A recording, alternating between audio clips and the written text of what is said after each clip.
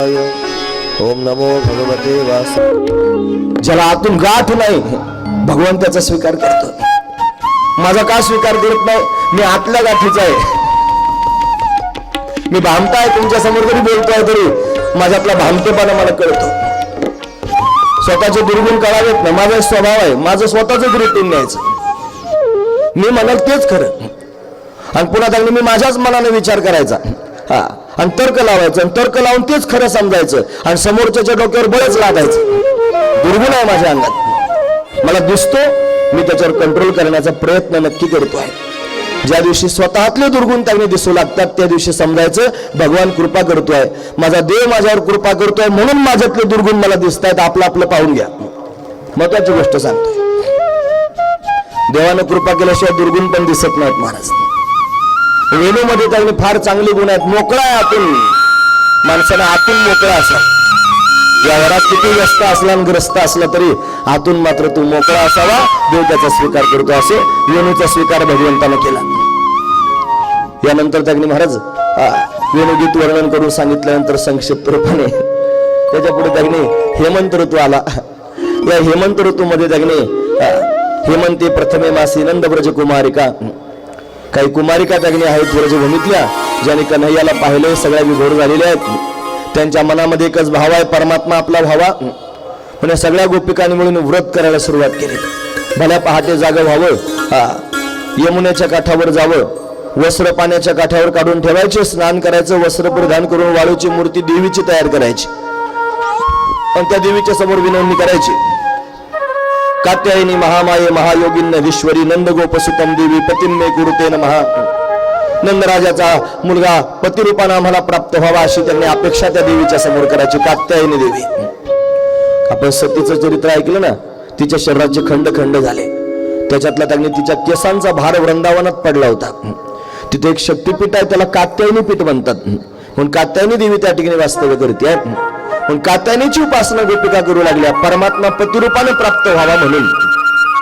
अंतकरणापासून उपासना करत होते. आपण उपासना करताना चूक घडत होती. सदोष साधना, निर्दोष साधना, दोन प्रकारची साधना तुम्ही ऐकतात ना सर्वजण. महत्वाचा मुद्दा आहे. साधना तर सगळेच करतात, पण जर साधना निर्दोष असली तर परमात्म्यापर्यंत जाता येतं. नाही तर साधनेत दोष असल्यानंतर परमात्मा भेटत नाही. आमच्याकडे मावशी पाहायला भेटली मला. कायम देवाचं नाव तोंडात, हातात माळच, रामकृष्ण हरी रामकृष्ण हरी रामकृष्ण हरी रामकृष्ण हरी, घडी घडी रामकृष्ण हरी रामकृष्ण हरी. आणि असा सुनाचा राग दिला. सुनबाईचं काय चुकलं का असं तिच्यावर तोंड टाक, तुझं असं झालं, तुझं फलानं झालं, तुझ्या बापाने तुला असं शिकवलं, फलानं मिसताना सगळं रामकृष्ण हरी रामकृष्ण हरी. दोन्ही कामं एकत्र सुरू, दोन्ही कामं एकत्र सुरू. तोंडानं राम राम म्हणायचं काम पण सुरू आहे आणि पुन्हा अंतकरणातून दोष पण बाहेर पडत आहेत. रामरामही त्यागणे म्हणतोय, लोकांच्या समोर त्यागणे फार कौतुकानं परमार्थ करतोय. हळूच सगळं झाल्यानंतर कळतं ना तुम्हाला मी काय म्हणतो ते. दोष नाही का? रामराम म्हणायचं काम पण चालू आहे, दुसऱ्याचे दोष पाहून लोकांच्या काड्या मोडायचं पण काम चालू आहे. हा दोष नाही का? रामराम म्हणायचं काम पण चालू आहे, लोकांचे खलबत्ते पण कुटायचं काम चालू आहे. हा दोष नाही का? रामराम म्हणायचं काम चालू आहे, व्याभिचारही करायचं काम चालू आहे. हा दोष नाही का? म्हणून पारमार्थिक लोक चुकीचे वागत नाहीत, चुकीचे वागणारे लोक परमार्थात आलेत. महत्वाचा मुद्दा आहे. पारमार्थिक माणूस कधीच चुकीचं वागू शकत नाही. हे चुकीचे वागणारे घुसलेत परमार्थात, त्यांच्यामुळे चांगल्या परमार्थ लोक करणाऱ्या लोकांना बट्टा आहे. महत्वाची गोष्ट आहे. म्हणून त्यांनी सदोष साधना, निर्दोष साधना करावी. आपल्या साधनेमध्ये दोष नसावाच, तर परमात्मा प्राप्त होईल. सदोष साधना, गोपिकांच्या साधनेत दोष घडत होता. वस्त्ररहित पाण्यात प्रवेश करत होता, जलदेवतेचा अपमान होत होता, यमुनेचा अपमान होत होता. देवाला त्याने सगळ्या गोपिकांचे वस्त्र चोरून घेतले आणि झाडावर जाऊन बसला. पावा वाजू लागला. गोपाळ तगणे आले होते आणि लपून बसले होते. गोपिका स्नान करत होत्या, त्यांच्या कानावर तगणी पावाचा स्वर येऊ लागला. जे अर्थी पावा वाजतोय त्या अर्थी इथे कन्हैया आलेला आहे. पावा सुमधुर त्यांनी वाजत होता, सर्वांचं चित्त वेधून घेत होता. गोपिकांचं लक्ष पाव्याच्या दिशेने त्यांनी वाहू लागलं. पाण्यातून मस्तक वरती काढून पाहू लागल्या तर कळंबाच्या वृक्षावर बसून त्यांनी ताबा वाजवणारा कन्हैया दिसला. घाईघाईने त्यांनी जायचंय कन्हैयाच्या समोर आपली वस्त्र शोधू लागले, पण त्याने वस्त्रच लपून ठेवले होते, वस्त्र दिसे ना. मग लज्जा आहे महाराज, लाजल्या आणि पाण्यात बुडी मारली. वस्त्र दिसल्यानंतर भगवंताला म्हणू लागले, देवा आमचे वस्त्र दे. तुम्हाला देणार नाही. जिला स्वतःचे वस्त्र हवे असतील तिने पाण्याच्या बाहेर यायचं आणि आपली वस्त्र घेऊन जायचे. असं म्हटल्यावर गोपिका बोलू लागले, देवा अरे आम्ही चांगल्या घरच्या मुली आहोत, आम्ही कुमारिका आहोत, गुणवान आहोत, शीलवान आहोत, कुलवान आहोत, असं करू नकोस, पाण्याच्या बाहेर विवस्त्र यायला सांगतोस. मग देवाने प्रश्न विचारला, कशाकरिता साधना करत आहात?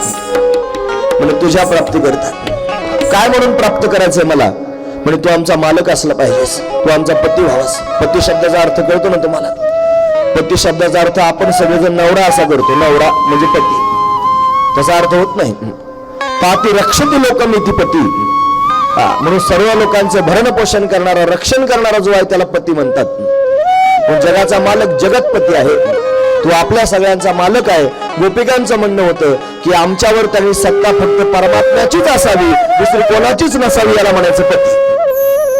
भक्ताचं जीवन असंच असतं, आम्हाला कोणी त्यांनी मालक नसावं, फक्त एकटा देवच आमचा मालक आहे, आम्ही कोणाला खात नाहीत. जा महत्वाची गोष्ट हे जीवन भक्ताचं त्यांनी असं असावं, त्या भूमिकेत त्यानं राहावं. पण गोपिकांना हेच सांगायचं होतं देवाला की तुम्ही त्यांनी माझ्या प्राप्तीकरिता साधना करता, तर स्वतःला कन्या समजता आहात, कुमारिका समजता आहात, देह समजता आहात, हेच घातक आहे.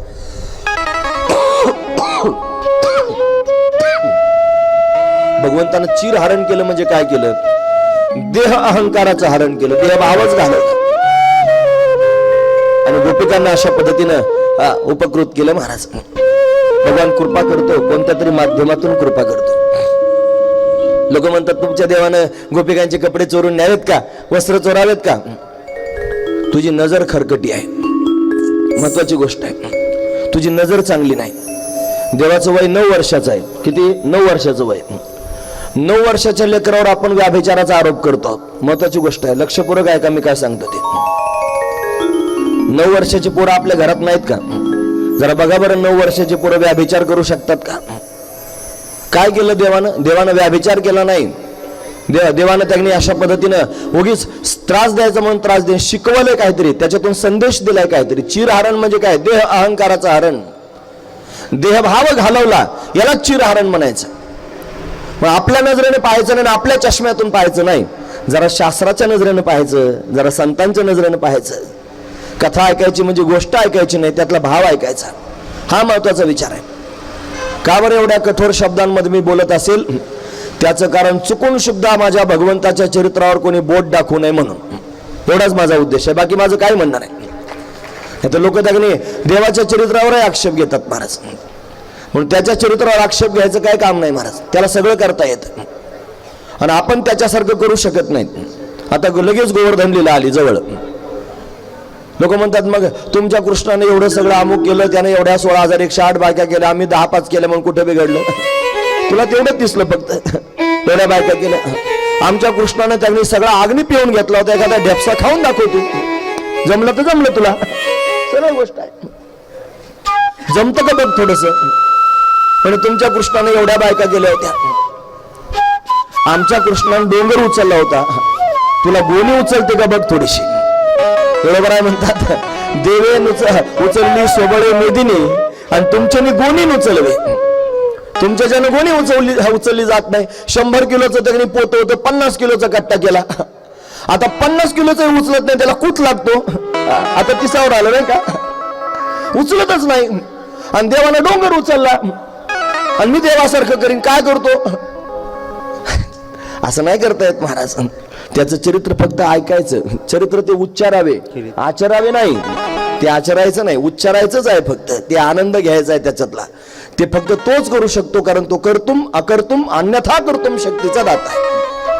आपण त्याकडे अल्पशक्तिमान आहोत, भगवान सर्व शक्तिमान आहे, त्याला सगळं काय करता येतं. तो सर्वज्ञ आहे, तो ईश्वर आहे.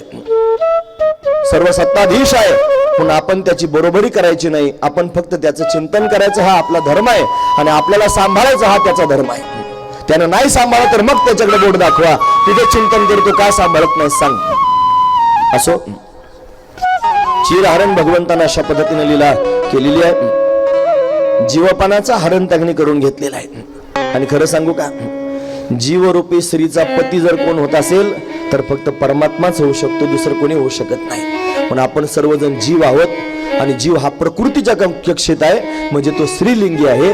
आणि या स्त्रीलिंगी असणाऱ्या त्यागणी जीवरूपी स्त्रीचा त्यागणी पती जर कोण होणार असेल तर फक्त परमात्माच होऊ शकतो, कारण तो एकटाच पुरुष आहे, त्याच्या वाचून कोणी पुरुष नाही. आम्ही नाही काय म्हणले पुरुष, मग आपण पुरुष आहोत पण प्रकृतीच्या कक्षेतले पुरुष आहोत. आपण प्रकृतीच आहे. मला चांगलं आठवतं, काही जुने लोक त्यांनी दवाखान्यात आले की ते सहज म्हणायचे, डॉक्टर साहेब जरा प्रकृती बिघडली. काय अजूनही म्हणतात लोक, जरा प्रकृती बिघडली. ही प्रकृती आहे, या प्रकृतीच्या कक्षेतले आपण पुरुष आहोत. पण खरा पुरुष एकच आहे, तो त्याने जगाचा मालक आहे आणि तो श्यामसुंदर आहे. त्याच्या वाचून पुरुष जगात दुसरा कोणी नाही. आपण जीवरूपी स्त्री आहोत आणि जीवरूपी स्त्रीनं परमात्म्यालाच पती समजावं आणि त्याच्या प्राप्तीकरिता अट्टहास करावा, हे आपलं कर्तव्य आहे. आणि ते कर्तव्य या लीलेच्या माध्यमातून भगवंतानं आपल्याला शिकवलेलं आहे.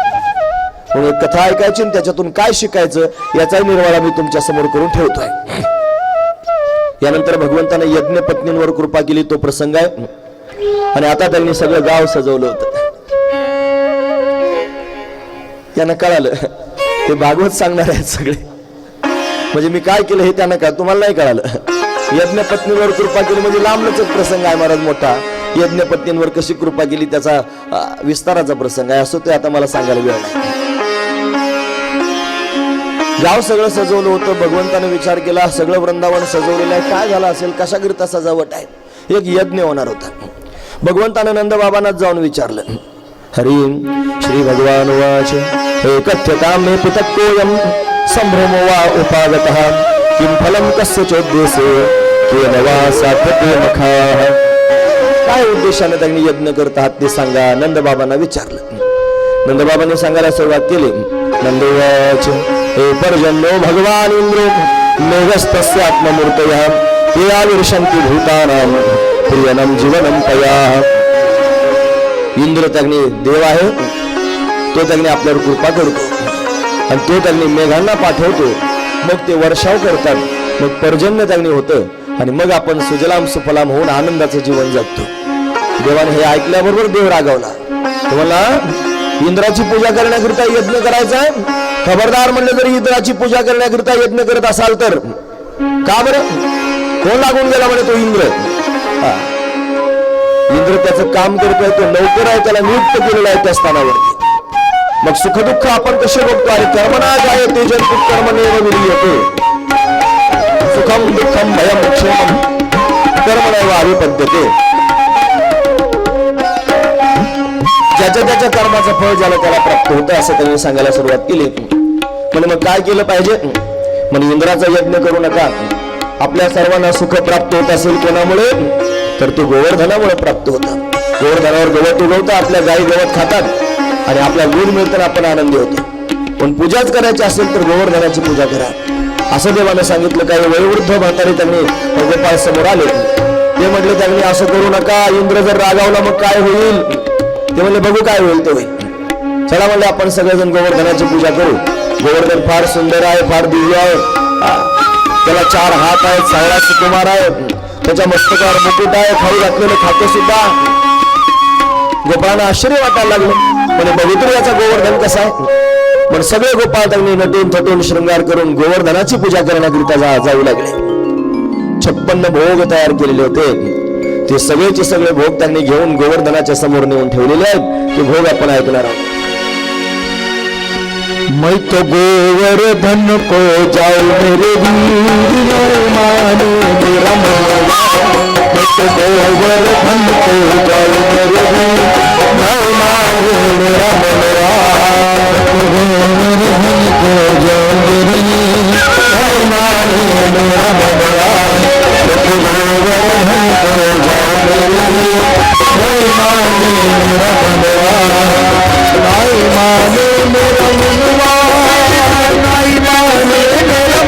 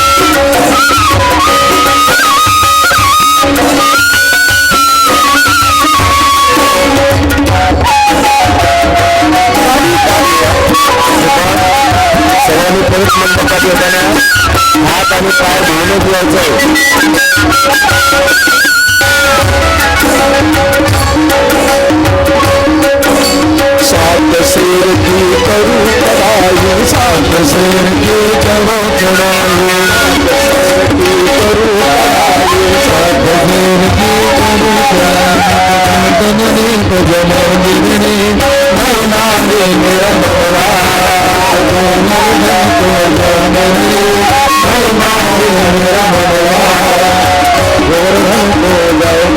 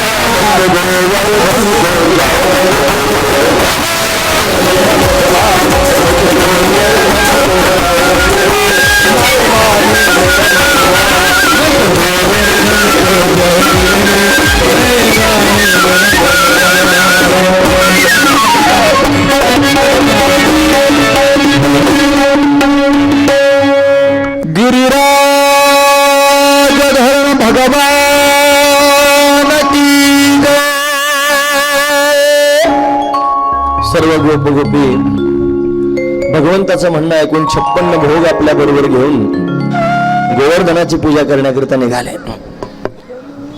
गोवर्धनाच्या समोर जाऊन त्यांनी पोहोचलेले आहेत. गोवर्धन आले.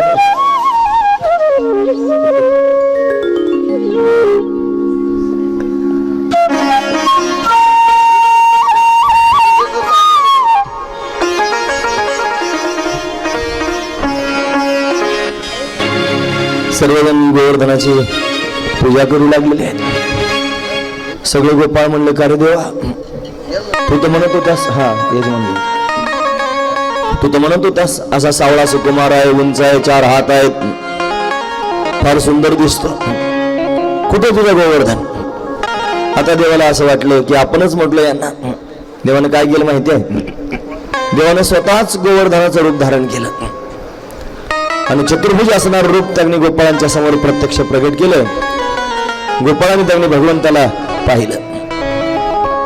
सुंदर भगवंताची छबी त्यांनी पाहून विभोर झाले. देव म्हणला, तुमच्या हाताने तुम्ही खाऊ घाला. सर्वजण भगवंताला त्यांनी खाऊ घालू लागले आहेत. पक्वान्न 56 भोग ठेवले होते. अलीकडून बोलव सगळे या.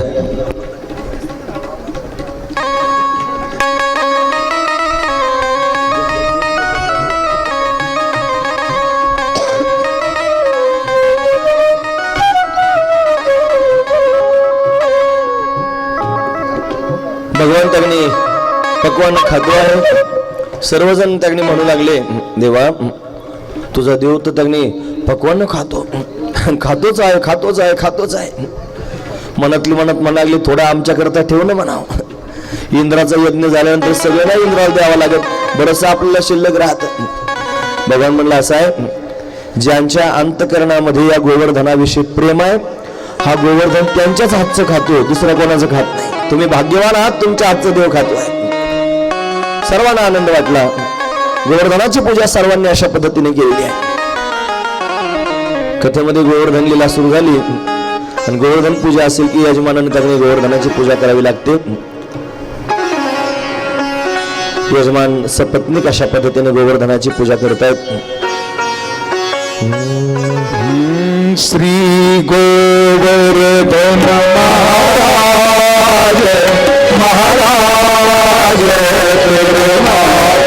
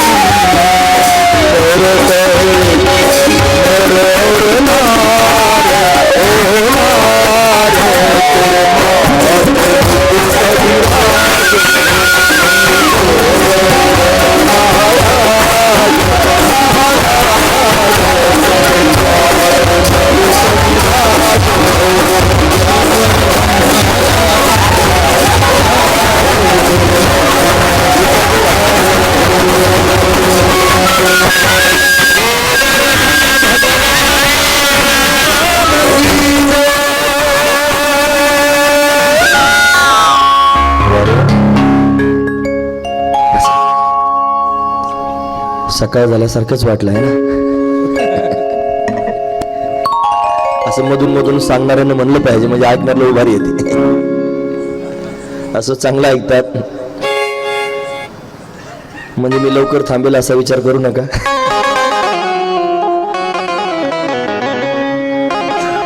सगळ्या गोपाळांनी गोवर्धनाची पूजा केलेली आहे. मैं तो गोवर्धन को जाऊ मेरे भी, नाही माने मेरा मन. गोवर्धनाला जाणारच सगळेजण हट्टाने गोवर्धन पूजन करण्याकरिता गेले. गोवर्धनाची त्यांनी पूजा झालेली आहे, सर्वजण आनंदी आहेत. इंद्राला कळालं की सगळ्या गोपाळांनी आपला यज्ञ रद्द केला आणि गोवर्धनाची पूजा केली. इंद्र रागावला. रागावून त्यांनी आध्यात्याने इंद्राने त्यांनी सगळ्या दूतांना बोलावून घेतलं. श्री शुकदेवजी महाराज वर्णन करून सांगतात. हरी श्री शुकवाच हे इंद्रस्तदात्मान पूजा विज्ञाय इंद्रामृतः गोपेभ्य कृष्णनाथ नंदा विश्वकोटसः. रागावलेला आहे. रागावून त्याने गण बोलावले. गणप संवर्तकन नाम मेघानाम चांतकारिणा इंद्र प्रचोदयात क्रुद्धो वाक्यमच्या हनमन्यते. रागावून सांगू लागले, बघा काय समजतो तो कृष्ण स्वतःला, त्यानं माझा यज्ञ रद्द केला आणि गोवर्धनाची पूजा करतोय. जा म्हणे सर्वजण, सगळ्या मेघांना सांगितलं लवकरात लवकर जा आणि एवढा पाऊस पाडा त्या वृंदावनावर की सगळं गाव वाहून जावं. इंद्राची आज्ञा ऐकून त्यांनी वायुदेवाने सगळ्या मेघांना आपल्या बरोबर घेतलेला आहे. मेघ गर्जना होऊ लागली, ढगांचा गडगडाट होतोय, विजात चमकू लागली आहे. भयंकर वातावरण होऊ लागलं, पाऊस पडू लागला. सर्व वयोवृद्ध असणारे गोपाळ घाबरलेले आहेत. पाऊस येत्या सर्व लोकांनी भगवंताच्या समोर नंदराजाच्या समोर गेलेले आहेत. त्यांना तुला सांगितलं होतं इंद्राचा यज्ञ रद्द करू नकोस, हा भयंकर असणारा जलवर्षा होतो आहे, हत्तीच्या सोंडेसारखी कुठली धार पडते आहे, आता आपल्याला कोण वाचवेल. सर्व वयोवृद्ध गोपाळ त्यांनी रागावून बोलू लागले. त्यात कन्हैया रावत आला. कन्हैयाने सांगितलं जरी पाऊस पडत असला आणि सर्वांना भीती वाटत असली, कोण आपल्याला वाचवेल असं वाटत असलं तर आपण ज्याची पूजा केली त्याला शरण लावूया. गोवर्धन आपल्याला सर्वांना वाचवेल. काय करेल गोवर्धन? तो म्हणला मला एक मंत्र म्हणता येतो. आपण सगळेजण मिळून गोवर्धन त्यांनी उचलूया आणि सर्वजण गोवर्धनाच्या आश्रयाला जाऊन त्यांनी थांबूया. या जलवर्षा संरक्षक गोवर्धन त्यांनी करू शकतो. सगळे लोक म्हणले असं कुठं डोंगर उचलता येत असतो का, तू काही पण सांगायला लागला, हे काही पटण्यासारखं आहे का, कळण्यासारखं आहे का? ते म्हणलं तुम्ही चला तर माझ्या बरोबर. हनुमंतरायांनी गोवर्धनाला दिलेलं जे वचन आहे ना ते पूर्ण करण्याकरिता देव निघाला होता. त्रेतायुगात दिलं होतं वचन. भगवान गेल्यास सर्व गोपाळांना सांगितलं बघा तुम्ही तुमच्या काठा लावा, मी त्याने डोंगर उचलण्याचा प्रयत्न करतोय.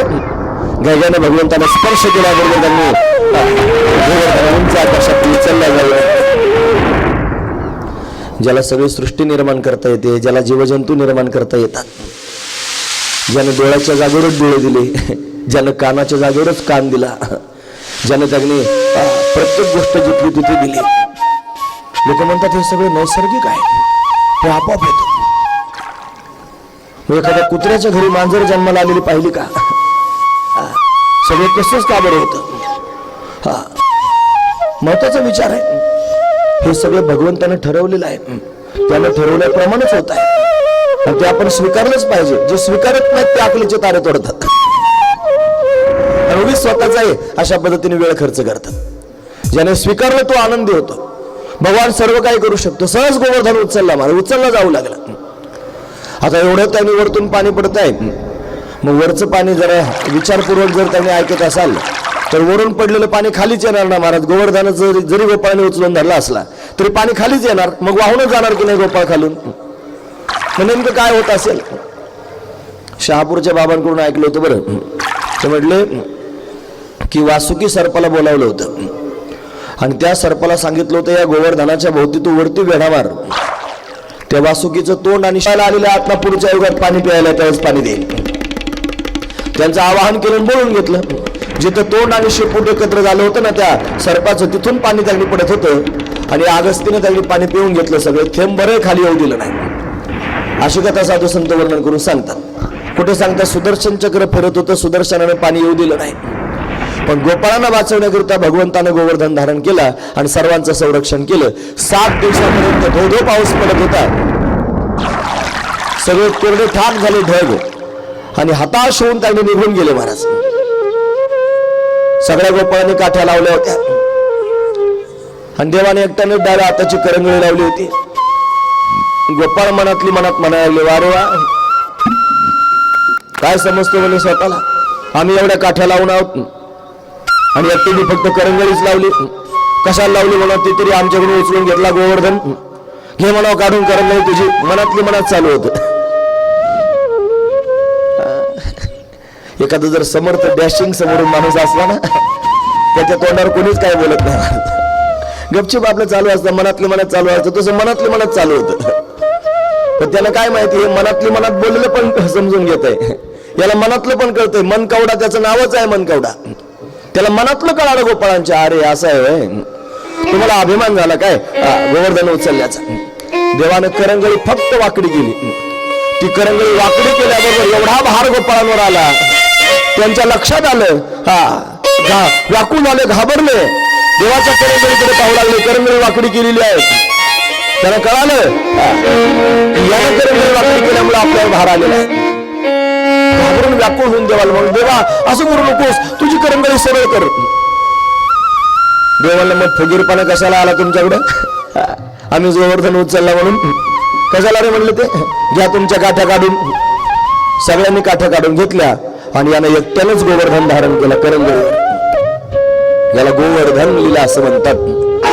गोनाम ज्ञान आणि वर्धन म्हणजे वाढविणारी, ज्ञान वाढवणारी लीला म्हणजे गोवर्धन लीला. काय ज्ञान वाढवलं तुम्ही ऐकतात ना सर्वजण. त्यानं ज्ञान असं वाढवलं की या जगामध्ये संपूर्ण करता धरता मीच आहे, म्हणून त्यांनी स्वतःकडे करतेपणा त्यांनी घेण्याचं काही काम नाही. वृक्षाची ही पान हाले ज्याची सत्ता, राहिली अहंता मग कोठे. मी मी मी मी म्हणणारे जी त्यांनी लोक आहेत ना, त्यांच्याकरिता भगवंताचा हा संदेश आहे. त्यांच्याकरिता केलेली ही लीला, तिचं नाव आहे गोवर्धन लीला. पण अहंकार मोठा वाईट असतो, म्हणून नको अभिमान धरू भल्या माणसा. अभिमान काही कामाचा नाही, म्हणून त्यांनी अहंकार टाकावा याच्याकरिता भगवंताने ही लीला केली. याला गोवर्धन लीला असं त्यांनी म्हणतात. गो नाम त्यांनी ज्ञान आणि वर्धन म्हणजे वाढवणारी. अजून त्यांनी गोवर्धन लीलेचं वर्णन सांगतो. गोनाम भक्ती आणि वर्धन म्हणजे वाढवणारी. गोनाम भक्ती आणि वर्धन म्हणजे वाढवणारी. देवानं भक्ती वाढविली. कशी भक्ती वाढविली, सगळ्या जगाला सांगितलं भगवंतानं की माझ्या भक्तांवर जर कोणी अत्याचार करत असेल, माझ्या भक्तांना जर कोणी त्रास देत असेल, तर तो इंद्र असला तरी सुद्धा त्याला अद्दल घडवतो. आणि माझ्या भक्तांचं संरक्षण करण्याकरिता मी डोंगर सुद्धा उचलू शकतो. हे जगाच्या समोर भगवंतानं प्रत्यक्ष दाखवलं. याला भक्ती वाढवणारी लीला म्हणतात. गोनाम भक्ती वर्धन म्हणजे वाढविणारी. याला म्हणायचं गोवर्धन लीला. हळवारपणे देवाने गोवर्धनाला खाली टेकवलेलं आहे. सर्व त्यांनी जसंची तसंच आहे वृंदावन. इंद्राला वाटलं कसं वाहून गेलं पाहायला तरी जावं, म्हणून पाहण्याकरिता इंद्र आला. आणि इंद्राने त्यांनी ते सगळ्याचे सगळं पूर्ववतच पाहिलं. मग त्याच्या लक्षात आलं की हे भगवंतानं त्यांनी लीला केलेली आहे. इंद्र भगवंताला शरण आला आणि शरण येऊन भगवंताची स्तुती करू लागला. विशुद्ध सत्वम तवधाम शांतम तपोमयम जस्त रजस्कमस्कम मायामयोयम गुणप्रवाहो न विद्यते अनुग्रहानुबंधः. भगवंता मी तुला शरण आलो, चुकलो, मला क्षमा कर. कामधेनूला बोलावलं इंद्रानं आणि त्यांनी भगवंताचा अभिषेक केलेला आहे, दिव्य असणारा अभिषेक. आणि अभिषेक करून भगवंताची शरणागती करतो.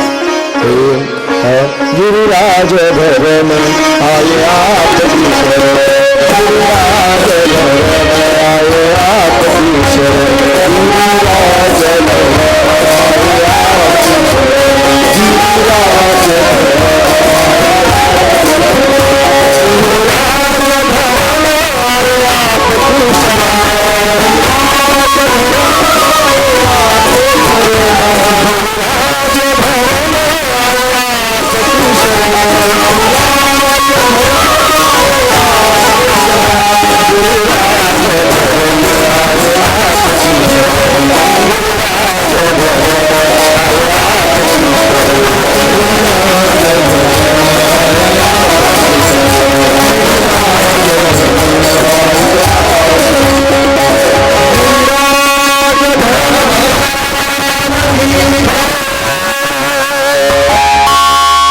देवाला नाव प्राप्त गिरीधर, गिरिराज धरण.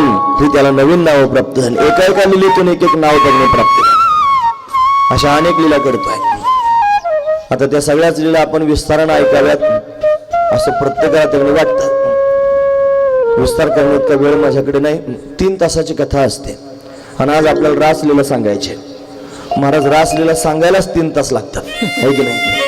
मग गोपाळकाल्यापासून त्यांनी रासलीला सांगायचे की नाही. कार्तिक शुद्ध एकादशी होती आणि या एकादशीच्या निमित्तानं उपवास सगळ्या लोकांनी केला होता. द्वादशीचं पारण करण्याकरिता गेले होते.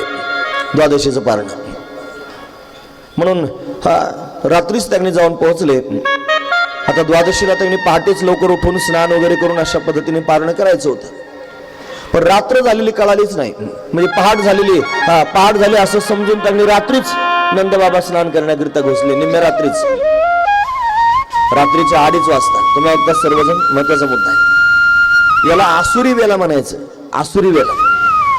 मग रात्रीच्या 11:30 वाजल्यापासून तर पहाटे 3:30 वाजेपर्यंत जो कालावधी असतो त्याला आसुरी वेला म्हणतात.